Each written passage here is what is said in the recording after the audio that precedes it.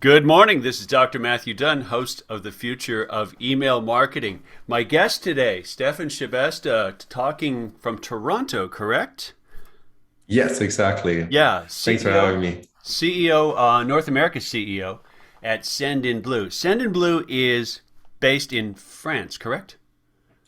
Headquartered in France, Headquarters but in we have France. we have offices all around the world. Two offices in North America, one in Seattle, one in Toronto, where I am at, and then we have a couple of offices in Europe and two offices in India as well. Okay, wow. Okay, so a true global enterprise, and although email I know is core, it's not the only thing that SendInBlue provides for customers. Exactly. We started with email marketing back in the day, and like a lot of companies in our space, we have evolved to like a full featured online marketing suite, I would say. Full, yeah, very full featured. You yourself joined SendInBlue when your company was acquired. Is that right? That's right. So I had built my own company back in Germany. I'm a German citizen. I just moved to Toronto a year and a half ago. Oh wow. And my German company was also active in the same space, in the email marketing space. Hmm. It was called Newsletter to Go and was acquired by SendInBlue at the end of 2018. At the end of 2018, and I know SendInBlue has been on. I won't call it an acquisition tear, but didn't SendInBlue add three companies last fall? We're talking in spring 2022, so but relatively recently, right? Yeah, exactly. Last year, we acquired three companies in the e-commerce space that were focused on different channels in the e-commerce space. One in the chat and messenger Right. space, one in the push notifications space, and the other one was an e-commerce analytics tool, almost like a CDP, which helps to get additional insights in your products and your customers. And we had a chance to talk briefly last week, so I learned a bit more about the company and the focus. But is it fair to say target customers for SendInBlue are small to medium business SMB? Yes, exactly. I think this is also where maybe we differentiate ourselves a bit from other players that are more mid-market or upmarket. Some big email marketing tools out there, of course, that target Yeah. the enterprise customers, and we are really focused on the SMB on the SMB space, the mom and pop shop around the corner, and small retailers and so on. This is our bread and butter, and this is Yeah. what our product is really good for. So mom and pop, mom and pop have to be online now. I mean, especially post pandemic, and hopefully that's a meaningful phrase. But the notion that you could run your corner store, whatever the business it is, and not have any digital footprint, marketing, commerce, whatever, Yeah, is increasingly less viable, isn't it? exactly. I mean, especially during the pandemic, we've seen, increased demand in tools like ours that help businesses grow online. And during the lockdowns, a lot of these small shops, they had to close down at least for a bit, Hmm. and they were really struggling to survive, right? Hmm. And our vision is really to help these small businesses to be on equal footing with the big players like the Amazons and Walmarts out there that of course have more resources, Yeah. more employees, more Yeah. knowledge, Yeah. and access to very advanced tools. So what we're trying to do is provide easy to use, very accessible tools at an affordable price to small and medium businesses Hmm. so that they can compete. Maybe they won't be at 100% there, but they'll be able to reach like 90-95% of the same successes with Yeah. SendInBlue as these big players. Yeah. Yeah. And I mean that's one of the conundrums of change, if you will. There are always always early pioneers and even early empires who seize the advantage of something new. But as everything adjusts and levels out, the advantage that my fill in the blanks. My favorite bar in town has, not that I have a favorite bar, but like they're not Amazon. And if they play to the strengths of, us, we know you, we're in the same town, we know what's going on. Like there's a place where Amazon can't compete despite their size and scale. Agreed? Exactly. And we actually did a survey on this topic during the pandemic, which was quite interesting to see that there was a shift in mindset for customers during the pandemic where everybody really understood how hard it was for small and medium businesses that were like local businesses, regional businesses, and customers are more aware and are actively trying to support these businesses nowadays. Yeah. And I know for myself, I also do that. I prefer going to the bakery and buying my bread instead of buying maybe bread from Walmart. Yeah. Or supporting other shops like small retailers to buy presents or so on. Mm-hmm. And we've seen that was a big trend, especially last year and the year before. And I think it's here to stay because the awareness is there. And people really value their neighborhoods more because they're also working more from home. Yeah. So it's important for them to do that. At the same time, there's a different angle to that adjustment that your target customers have to make, which is not just the technical workings of email and other digital channels. It's also the surprisingly complex legal policy and even transnational issues. I'm kind of leading us in to talk a bit about zero party, first party, etc., and privacy writ large. Talk to me about how you help your customers, for starters, understand that they've got to pay attention to this. Yeah, for sure. Apart from that macro trend that we've seen, the digitization of all kinds of offline businesses, we just talk about. One big trend in the industry is the whole data privacy angle, right? Yeah. And we've seen that last year with Google and Apple, both players really introducing major changes in how they handle data privacy in their operating systems. We had Apple introducing app privacy and email privacy features. We had Google introducing Google Flock first, and it's renamed Google Topics now, which also is changing how the advertising landscape is working. And overall, I think it's a great trend when it comes to giving customers control and visibility on their data, which hasn't been the case in a lot of times in the past. Yeah. In Europe, of course, where our company is headquartered, we had GDPR that's a couple of years ago already, which had a big impact on data privacy as well. So we know really well how important data privacy is, but it really seems to me that there is a much bigger awareness and a much bigger need to follow these regulations now, also in North America, and in particular in North America, which has been handling data privacy a little looser than Europe back in the past, I would say. Yeah. But we see that there's a shift in mindset now. Agreed. And the EU for sure led the way with GDPR. I think you're being too polite and too generous to the U.S. versus Canadian market, because Canada's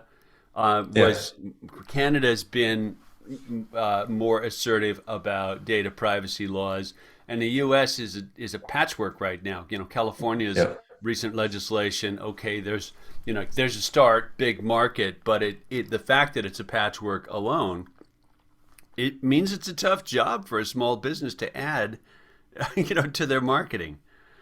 Like, hi, I run a restaurant. We have a chief privacy officer. Excuse me? Like, what? Doesn't make sense. Well, you kind of have to, don't you?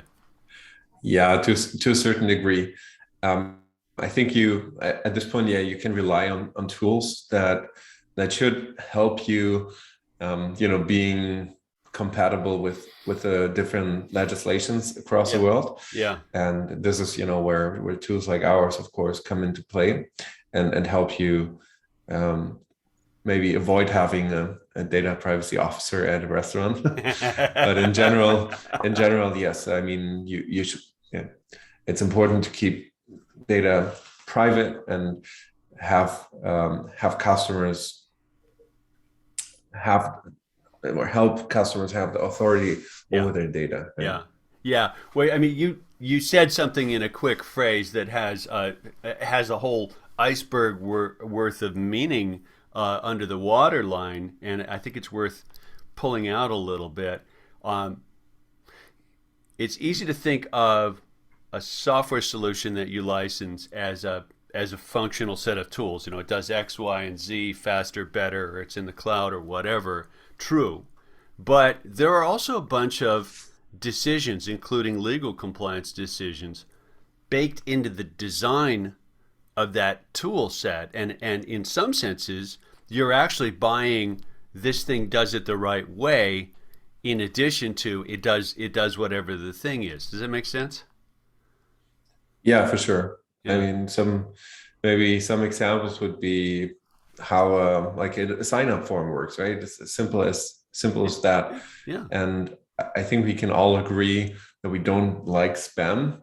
But if I see sign up forms where I can just put in your email address, right? And then Yeah. you're signed up and you get emails from that provider, then that's of course not best practice and should be avoided. So these are like simple things, but overall there is a higher awareness from the consumer side where Yeah. data is stored and what data is used for. And a good example is the app privacy that Apple introduced. And for those of you who use an iPhone, you probably have seen that there's a little pop-up asking if the app can track you or not. Yeah. And data suggests that over 90% of consumers opt out of the tracking feature. Yes. And Yes. that shows if the consumer has the choice, then a vast majority opts out of these tracking algorithms because they don't know what happens to their data. Yeah. And the Yeah. better solution to that is to actively ask the customer what data they want to share and to transparently show the data that is being collected. Yeah. So I think that's a good way because in the end, from a consumer experience standpoint, sometimes it's good to have data collected and to personalize offers. And like I personally, if I get more relatable and more relevant ads or emails, Yeah. then that's good for me, right? Yeah. I enjoy that and I It's benefit from efficient. that. So in the end, we're aligned. I'm aligned with maybe the provider to give data and provide data that can be beneficial for both of us. And Yeah. that's basically what zero party data is about. Yeah, you brought this up in our conversation last week, and as I said about tools and what you have to be aware of. You know, if you're busy running a restaurant or a store, thinking about zero party, first party, second party, like may not be at the top of your list of stuff to engage in. Could you do a quick definition of those layers, just like a snap definition? Sure. I think what's been talked about last year a lot was the third party data. Hmm. And so basically, data that is collected by any kind of third party and that can be used by somebody else. Okay. Yeah. And that a customer or consumer is not even aware of. And that's a problem, like cross tracking. If you use some kind of app and all of a sudden Facebook knows everything about that app and your behavior in that app. Well, let's put a peg in a really simple example in the email space, and I'm sure you grapple Yeah. with this with new customers. Oh, gee, I bought a list of fishermen in Yeah. the state of Washington, and I'm going to email them. That list is third-party data, correct? In this formulation you're doing. Yeah, it's third party data and could be more information. you can add information Yep. on your own list that could be also third-party data. Yeah. Okay. Yeah. Yeah. Okay. And then second party, which doesn't come up that often, is in theory, business A, where I'm their customer, says Yeah. we're going to share your data with our partners, and that's okay, right? It's not as common. Is that accurate? Yeah, I don't hear about second party data all that often. No. It's, yeah, like you said, it's a very edge case that's usually not very common. Yeah. Yeah. But first party data and now zero party data as well, which is I think a topic that a lot of people have been starting to talk about more, Hmm. are really the kind of data that your own company can control. Okay. And um, zero party data in particular is the data that a consumer shares voluntarily with you. So if you ask a customer, for example, what are your interests? Are you more interested in I don't know, in shoes or in pants or in shirts? Yeah. And the customer shares that on their own. This is important data for you, but Yeah. it also improves the user experience. Yeah. So that's great. First party data is the data that you collect on top of that on your own, and you can help together with the zero party data. But first party data is more, I think on the first party data, you want to make sure the customer can see that data Hmm. because they might not be aware. Where zero party data, they are super aware because they provided it themselves. So let me put that in a concrete example, make sure I've got it right. And I've managed to bring this company up and not mention who they are, like at 1 out of 2 episodes of this podcast. There's an outdoor retailer whom I've bought things from for over a decade. I think we're going on 12 or 13 years at this point. And I've stayed on their email list that whole time. I've bought thousands of dollars worth of gear from them. Yeah. And it's still, I still get the same general consumer email from them after all that time, after all of that input. I'm like, like stop sending me stuff related to water skiing. I don't have a boat. I don't want a boat, right? But they've got first party data about my purchases. Yeah. You'd think. Now, whether or not the email guys have access to that is an entirely separate machinery question, but they've got first party data saying this guy has bought dit category stuff. They haven't ever exposed it in a way that I can see and say, yes, that's right, no, that's wrong. But it's first party data collected from those sort of implicit preferences of purchase. Accurate so far? Exactly. Yeah. Zero party would be if they opened up the kimono and said, check off the stuff you're interested in so we stop emailing you about crap that you don't care about. And I Yeah. went, this, that, right? Yeah, exactly. Hugely valuable. Yeah, Yeah. hugely valuable, which I would do in a heartbeat. And I know there's, they'd have to build mechanisms, form, and incredibly complex data tracking Yeah. to manage that. But is that better than blasting me with water ski stuff that I'm never going to buy? Maybe. It's a pickle, isn't Yeah, it? and the combination of both zero and first party data can be super powerful, because zero party data can provide you with information that you would never be able to receive, right? So Right. you might have a history of purchases at your outdoor company, Mm-hmm. and they might know what you're interested in by now, and Mm-hmm. they might even be able to, in a way, even predict what you might be interested Sure. in the future. Sure. So while maybe it's not water skiing, you might be interested in hiking in the Yeah. future, right? Yeah. And if they have a good system and some AI running in the background, they might be able to really recommend the right things to you. Right. However, who knows? Maybe in a couple of years you move and all of a sudden you do own a boat, right? Right. And you are interested in a particular water sports equipment, right? Yeah. Nobody would know that unless you might change your preferences. Yeah.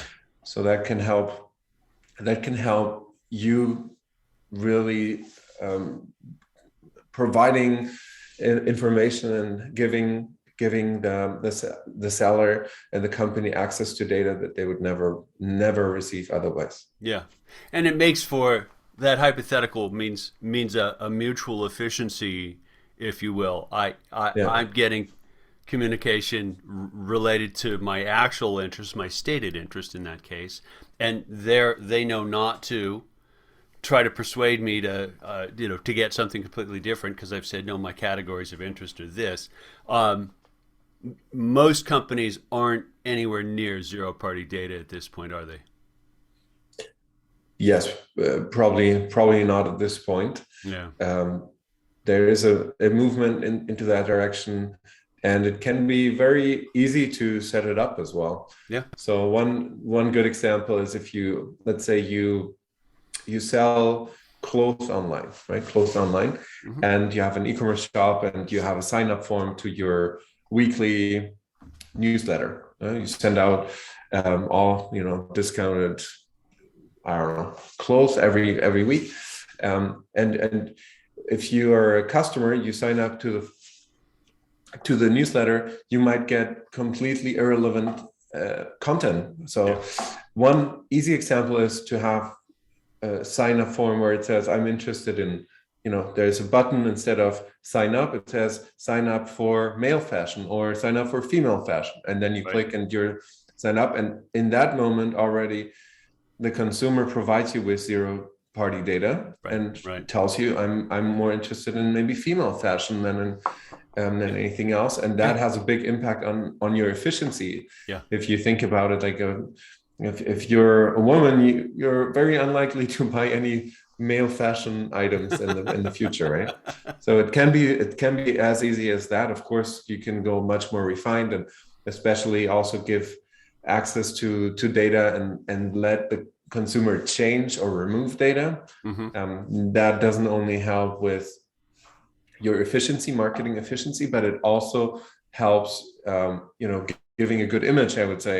And that's for me, that's a third point to mention. Apart from the authority of the data, and making it more relevant, the third part is that it's a big topic. It's it's becoming more and more mainstream, data privacy, and you want to be on the right side of history in a way. You don't want to hide anything from your customer. You want to be transparent, and you want to give access. So I think it can help with the image, with your brand. And we've seen that with some brands, like, I don't know, Patagonia, for example, Yep. is nice to see. They're very sustainable and all this image, and you can go a similar way when it comes to data privacy and how you manage data for your customers. So it can help with the reputation of your brand. It can help with the image of your brand as well. Yeah. Yeah.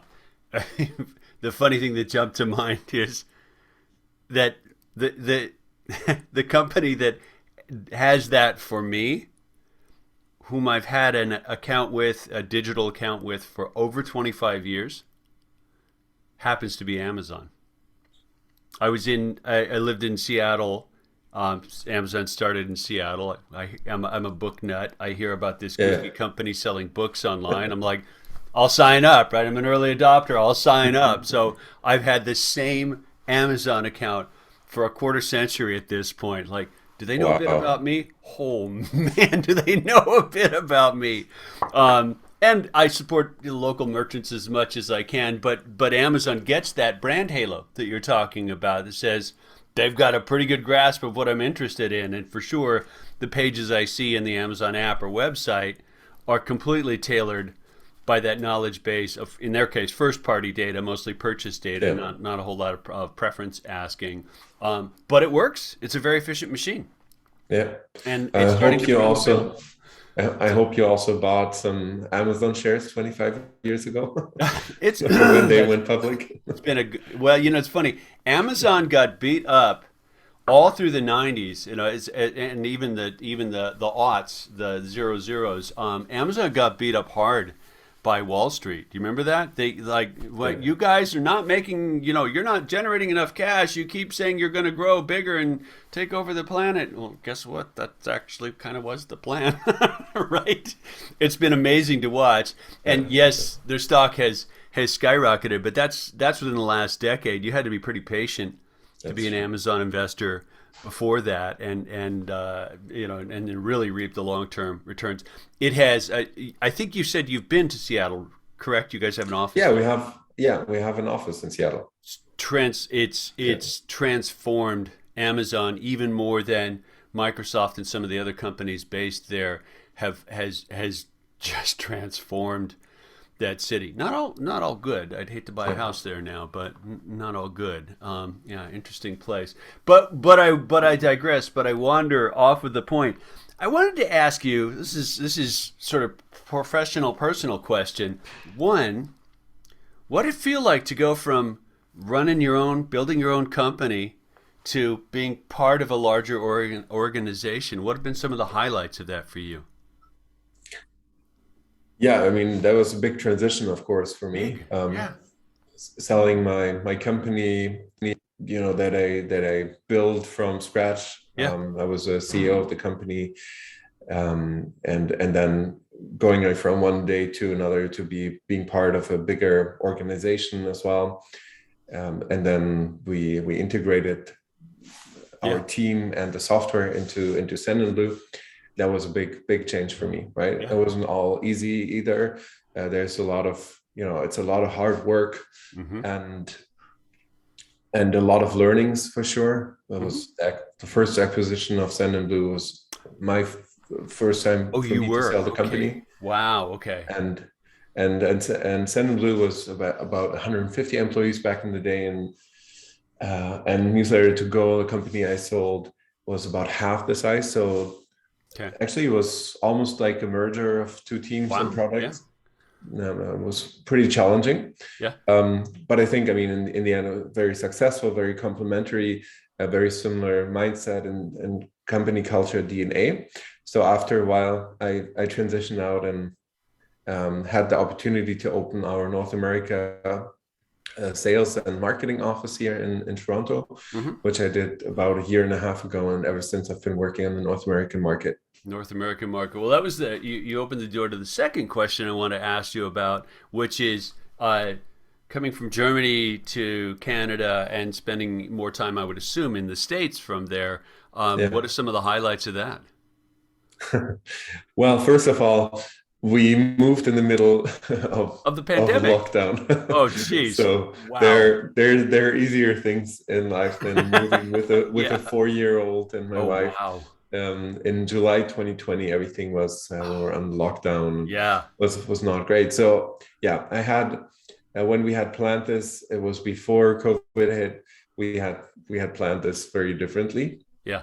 And so in the end, I didn't end up traveling that much. I didn't end up spending that much time in the US Yeah. that I had expected, Yeah. but still it was good. I mean, I'm happy here, and obviously now things are opening up, and I go to Seattle on a regular basis Oh, to good. visit our office there, Yeah. and we also, there are trade shows and events that we Yeah. participate in. Yeah.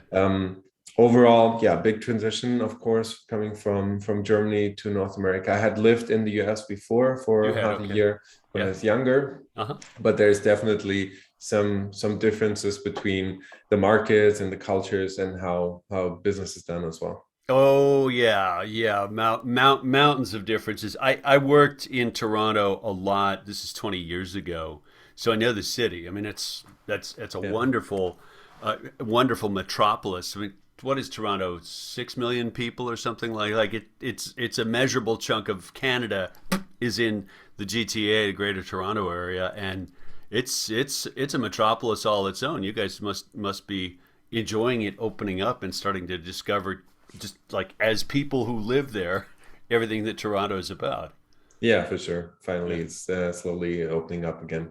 Yeah. Yeah, Toronto is really a melting pot. It's very interesting, Yeah. very diverse, Yeah. lots of different cultures, Yeah. but a very good spirit. I really enjoy that. Yeah. Yeah. Everybody seems, very humble.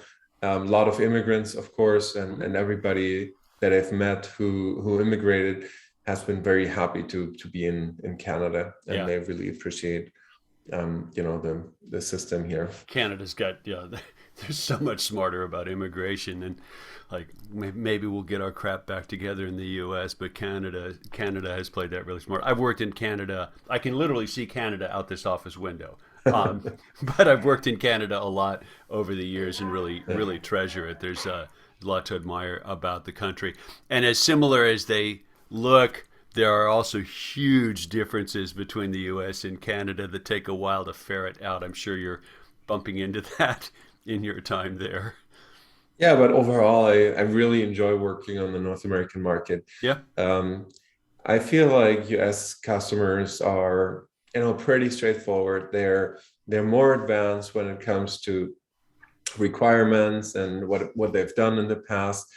Um, they have higher requirements in general, higher expectations when it comes to customer service as well. Hmm. So that's good to see. A very a quicker turnaround when it comes to sales and marketing than in Europe, I would say, Really? where yes, European customers are, or at least the German customers are a little more hesitant, I would say, where in the US people just sign up, put their I'm gonna. enter their credit card information, and then they start working on their own. Where in Germany, I feel like it's first they'll do a lot of research, and then they take one final decision, and that's where they stay for I'm gonna forever. tell a tale on you, man. Like we've had over 50 guests on the show at this Yeah. point, but your approach when I asked, would you please be a guest, was yes, let's have a call first and talk about the topics and stuff, which is to me a very German,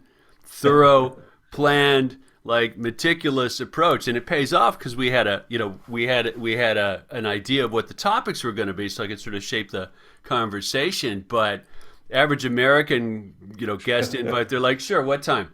Bam, right? We'll just See, wing it when we get I'm there. trying my best, but I can't get rid of my German background, I No, guess. it's what we had a client. This is a different company. I had a client that I'd done uh, help them explain a really complex topic, and oh, not Databricks. I'm blanking on the company name. It might come to me. Anyway, they came back like a year and a half later, wanted to revise. They ended up with a video out of this. They wanted to revise it, which had happened before. But instead of coming back and saying we want to update it, they came back and they'd literally gone through second for second, frame for frame, and identified the changes that they wanted to make. And that was our first German customer for that company at the time. And I'm like, whoa, wow. Yeah, these guys are thorough. Holy mackerel. It was Here we really go. impressive. And it was a pleasure. And I also had to say, well, hang on a second. We can't just nip and tuck. If we're gonna do something completely different, let's rethink how we're gonna do that thing. But yeah, it's an interesting place for you to be at the vertex of those Yeah. those cultural differences, and probably kind of fun in a way. Yeah, and what you said, I mean, it's good and bad, right? There's pros and cons to Yeah, either approach. yeah. But I really enjoy working here, and lots of learnings, and yeah, lots of joy in Lots general. that's good. Back to SendInBlue for a minute. Yeah, You talked about your focus on SMB. And isn't Shopify also a Toronto company? they're an Ottawa company, Ottawa, but yeah, okay. also Canadian. I think Also the Canadian biggest. company, because I think you like that's a growing piece of the market for you, isn't it? Companies that are starting to move their operation online, and Shopify plays a big role for so many companies there. Yeah, definitely. I mean, Shopify probably the most popular e-commerce system that we integrate with, Yeah, and very similar persona in a way, very similar target group SMBs, yeah, and yeah, I mean, very high growth rates in the past for Shopify, and yes, we work with them quite a bit. We have an integration with Shopify, and a lot okay, of customers who use Shopify and SendInBlue at the same time. And especially also the three acquisitions from last year, they're really Shopify reputable focused. on Shopify, on the Shopify ecosystem as well. Yeah, Shopify's if you're in the SaaS space, you're probably well aware of them. If you're just trying to run some other kind of business, you may or may not be aware. But Shopify's a big that's a big story. It's a big deal what they've done to make e-commerce, Yeah, to make online commerce something that's achievable without growing the technical footprint of your organization massively. Like it's quite turnkey. yeah, for sure. Yeah, And and they've moved like up market as well. Shopify Plus, they have really big companies using their system now. hmm yeah, it's very that incredibly sophisticated platform. They have not, interestingly, they have not opted to make marketing functions part of what Shopify does for customers, have they? That's not entirely true. They do have a small email marketing Do they um, really? I didn't know that. toolbox. Yeah, Yeah, it's not very sophisticated. yeah. And I actually talked to someone from Shopify who's very close to the CEO, who happens to be a German, by the way. That's another story. That's funny. Um, and Shopify is really good at what they do, hmm and they really try to focus on that core. Yeah, So I don't expect them to move into the marketing direction anytime soon. yeah. Plus, they have. I think they were probably the first company in the e-commerce space who really nailed the app store approach. Yeah. And they have a very very dynamic, very vivid app store with a lot of really really good apps.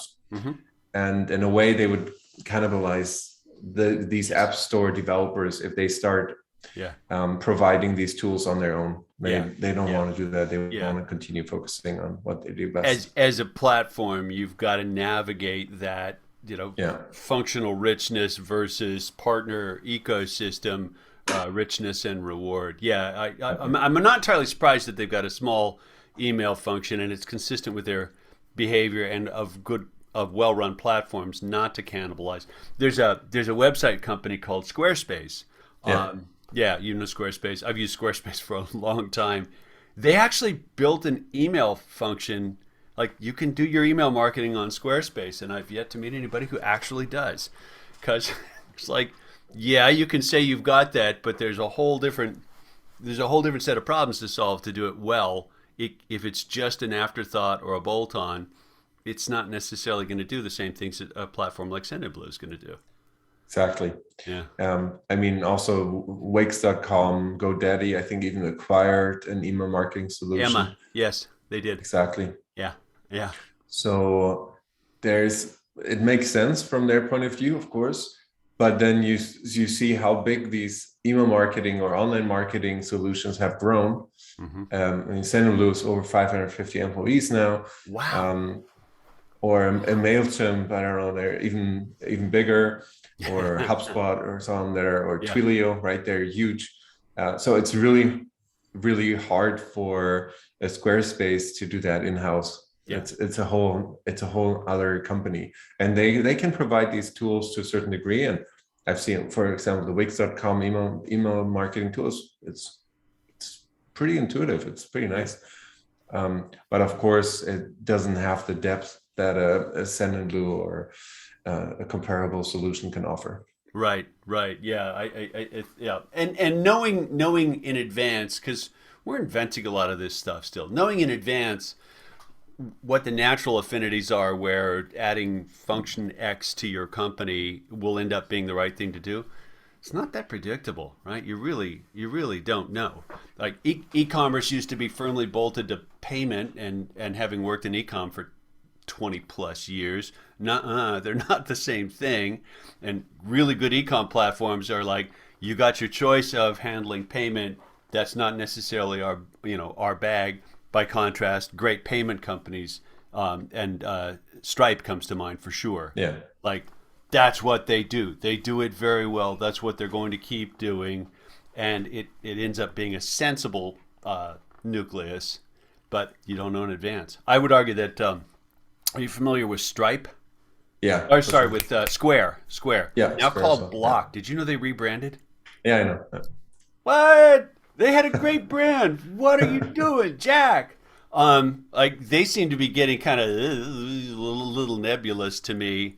But Um, Square, the brand still exists. It's more like the yes. alphabet brand for Google that was Yeah. plugged on top, Yeah. and this is what Block is for Square. Yeah. For Square. Yeah. Like Facebook and Meta, right? Yeah, exactly.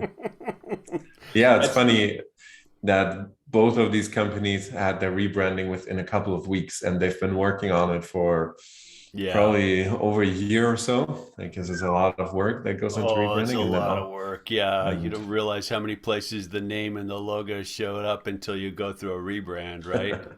exactly, it's not easy. You must have taken your newsletter to go through some rebranding over the time that you grew it. Only on the logo Yeah, we kind of refined the logo over time, yeah. and similar for SendInBlue, we changed our logo. It used to be an envelope, a blue envelope, basically, Mm-hmm. very focused on emails. On email. And Yeah, since we offer much more than email nowadays, we changed it maybe a year and a half ago or so, that's I the think. that's the pattern over your head. All right, so the Exactly. Yeah, office on the it's not wall there. easy to see here. It's it's more like a circle. Yeah, yeah. Um, What in addition to email, like knock off the what are the key tools, key communication channels and tools? Yeah, so we were one of the first to offer like a whole marketing automation workflow builder Mm-hmm. for SMBs. So that's super powerful. You can add a lot of different channels, a lot of different events, a lot of different conditions Mm-hmm. when you build out your marketing automation. We also offer other channels such as text messaging. We offer a chat feature that I had mentioned before, Yeah. chat, and also like Facebook Messenger and other messenger services that Oh plug wow, into good, that. interesting. So it's called SendInBlue Conversations. We also offer Facebook ads. We offer a landing page builder, and we have a whole sales CRM. So we're moving even like we're in the online marketing space, but even now we're adding features that customer service teams and sales teams can use as well. And then we try to combine all the information that we have, all the first party data, Yeah. to make it really powerful, for example, to use in a marketing automation. Wow. Okay. So you're going to end up. I mean, we'll make fun of Mailchimp in a few minutes, but you're going to end up butting heads with in the market. That is, you're going to end up butting heads hypothetically with Constant Contact plus SharpSpring, or possibly HubSpot. Although they're coming at it from a different angle. Fair characterization. In the end, I think a lot of companies have a similar vision where they're going to. Yeah. It's this all-in-one solution, and for us, it's really the vision is to build all kinds of tools, Yeah. almost like a business as a service for Yeah. all kinds of small and medium businesses Okay. that they can use to grow their business online. So it's not email marketing is still a huge part of it, probably the biggest part of it, Yeah. because it just works so well. And this is where our roots are, and Yeah. our bread and butter is still in Yeah. email marketing. But Yeah. it's so much more now. And other competitors that you mentioned, like a HubSpot, for example, they take a similar approach. And in the end, they're moving into the same direction as we are, but they're coming from a different background. Yeah. Their background is the CRM sales background, and ours is more on the marketing side. But it's similar in the overall vision, I would say, that Yeah. we're trying to build. So it's going to be interesting to see how it all plays out in the end. I mean, HubSpot is definitely a good tool, much more expensive than ours, for example, a little different, Yeah. different target groups as well, a little different feature set. But in the end, it's like you said, it's not that far away from us. Yes, and I mean my comment about that, and I'm not taking anything away from HubSpot with this. That is that requires quite a degree of technical and or data sophistication to really adopt successfully. It's not an easy lift, HubSpot, like because partially because it's too cotton picking broad and vast. But I find that, and I'm highly technical, but I find the Yeah. platform like, wow, Corner store is not going to adopt this easily. They're going to be going, what the heck do I do with all this? I don't speak API.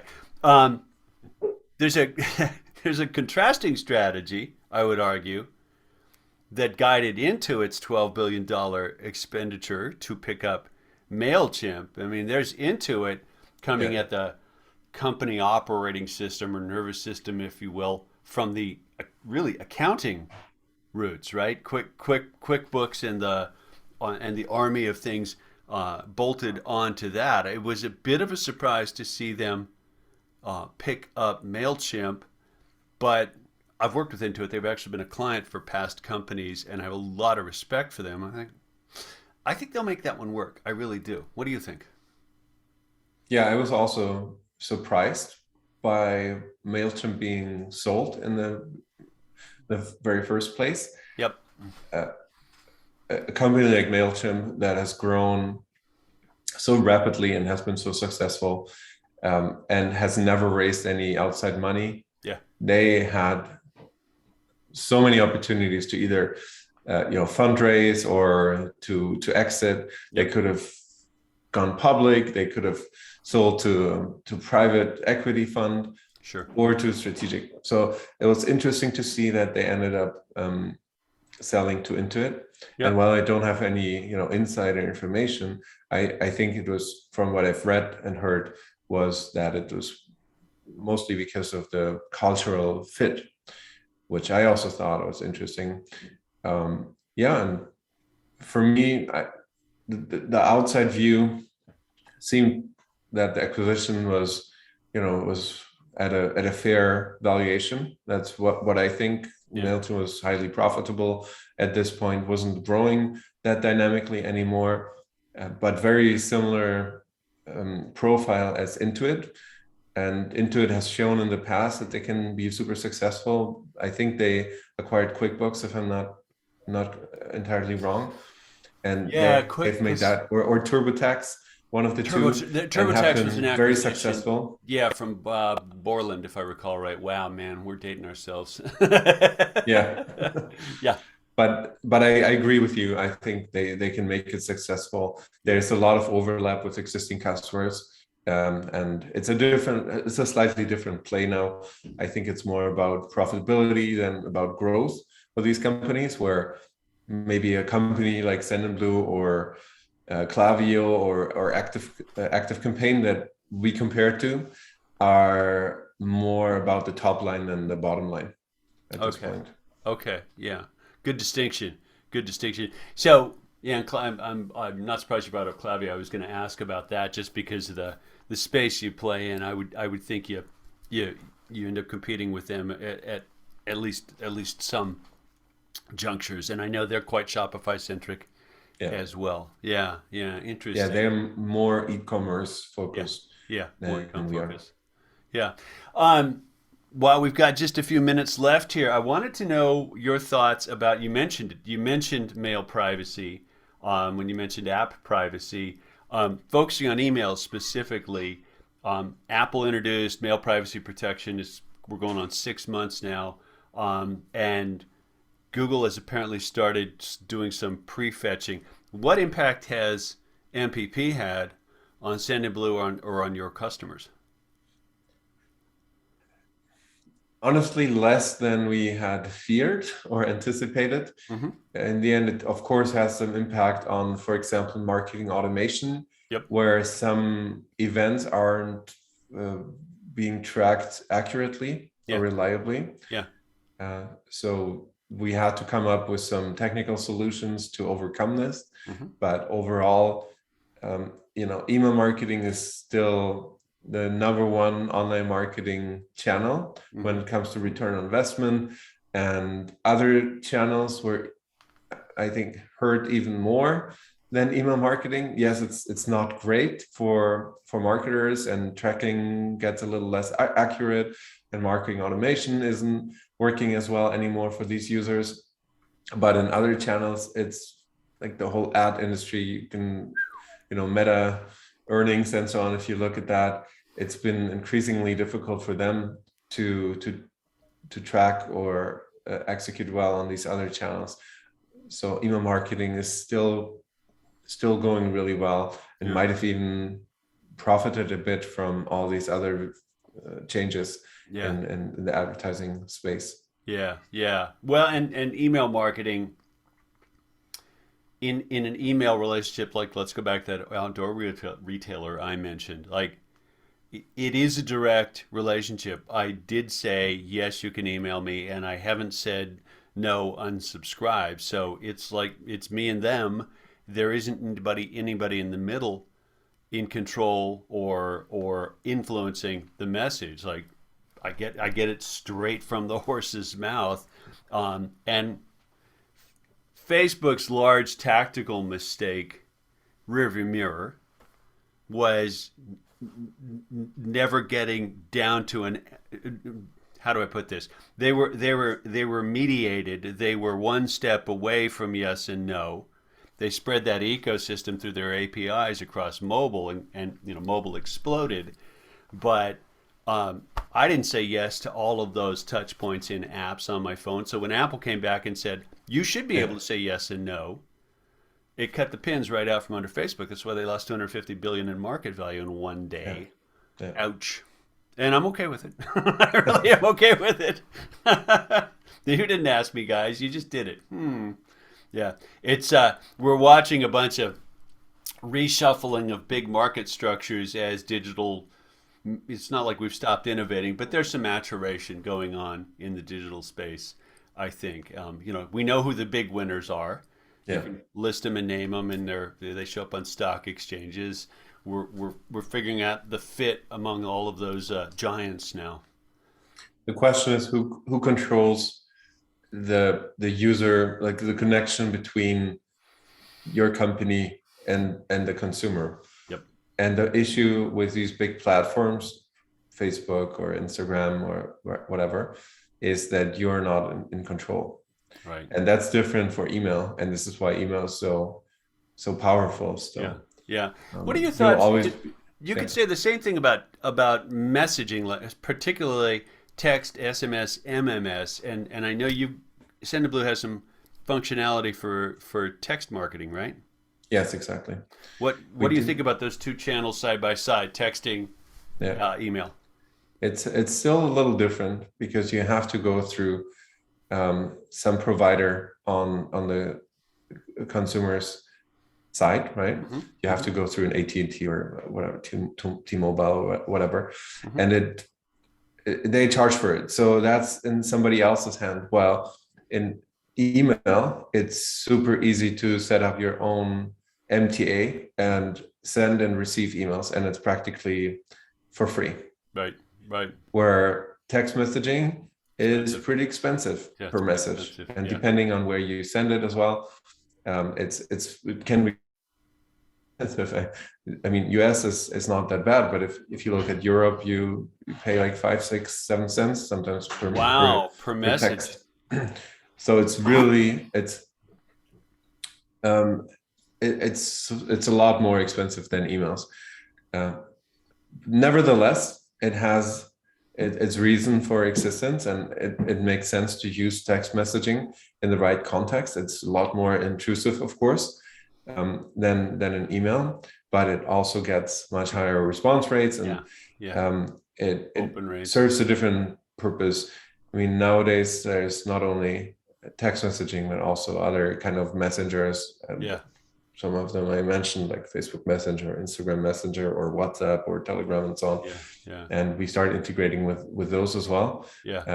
But even the WhatsApp business pricing, I don't know if you know that, but the WhatsApp business pricing is basically pretty much the same as text messaging. So they differentiate by country, right, and by region.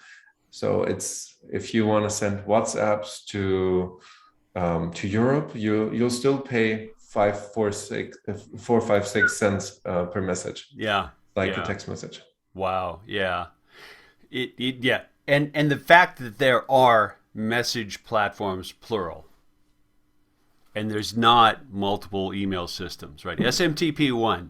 When we talk about email, we're talking about SMTP, POP IMAP, like we're talking internet email, period. And if you've got a corporate email system that does different stuff inside the walls, it's connected to that other system that won. Messaging, Yeah. multiplicity. Google's flogging, not well, I don't think. Google's been pushing RCS for a while. Not Yeah. going to happen. Apple's not going to give up. They've got a de facto private messaging platform of their own that happens to also get your texts, right? Apple iMessages. So yeah, Yeah, exactly. and the interruption is big, right? If I get a text message, I will look at it. If I got Yeah. as many text messages as emails, I would go nuts and I'd throw my phone out the window. Yeah. And Well, there's cool. also new regulations about around text messaging Yeah. in the US that will make it, more Yeah. privacy focused More as well. privacy focused. Yeah. Yeah. Is there? I'm assuming there's anti-robocall legislation in the EU. Like, do you get annoying robocalls in Germany? Because we still get them here, even though they're nominally yeah. illegal. No, actually in Germany, I almost never got any robocalls. Here, Yeah. yes, a lot. And Yeah. it's like, imagine if someone starts robo texting me, we're really gonna have a problem because it'd be like, no, stop it. I get occasional ones. Side story: I've gotten a couple of out of the blue texts from realtors. One, like, we'd like to buy your house. Yeah, well, I'd like world peace. But how did you get this number? And you have the address right. I was actually kind of ticked. And that's third-party data for That's you. third-party data for you. Like, I was ticked. I've Exactly. actually texted back and like, yeah, this is illegal. So please text me again. So I've got an evidence chain. Yeah. Crickets, right? Nothing after that. Well, Steffen, it's been a real pleasure speaking with you. You're on a roll, man. Thanks, Like, I like Matthew. what you're doing. Yeah, Where do you nice see catching up. SendInBlue a year from now? Parting question. Yeah, I think we'll continue our trajectory. We're going to continue growing, especially in the US, which is our fastest growing market, has been for the last 2 years almost. Okay, interesting. And yeah, we see a lot of good things happening at the company. Probably we're going to reach 1,000 employees next year. Wow. Yeah, lots You said about to 100. do, lots of growth ahead. You said about 150 when your company was merged / acquired. Yeah, So you took it to 200 plus. So you're at a company that's quintupled in 5 years, give or take. yeah, That's a lot. It's a lot to grapple with. Just organizationally, culture change, people, connections, totally. relationships, all that Yeah. stuff. Wow. Yeah, and through a pandemic as well, which Through a has been pandemic. challenging for a lot of workforces, I think. Yeah. Luckily, we've had offices around the world, so we were kind of used to working in a lot of Remote. almost like a remote culture already, Yeah. with a lot of calls and recordings and Video conferences. cloud services Yeah. for sharing information and data. And you're in But an office, but you're in an office right now. Not yes, I'm in the office. Yeah, You're in I'm in the the office. office, yeah. And how often do you go into the office?